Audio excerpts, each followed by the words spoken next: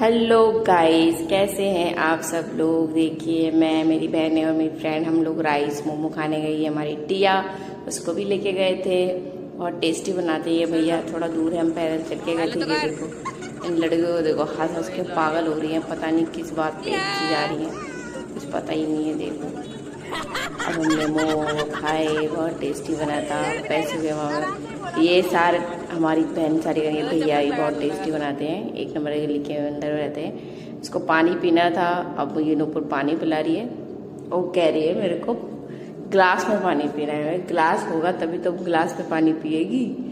अब देखो, फिर ये आ गई, कह रही है गन्ने का जूस खाएगी, गन्ने का जूस पिएगी। मैंने कहा हाँ पीऊँगी पीऊँगी, पिला।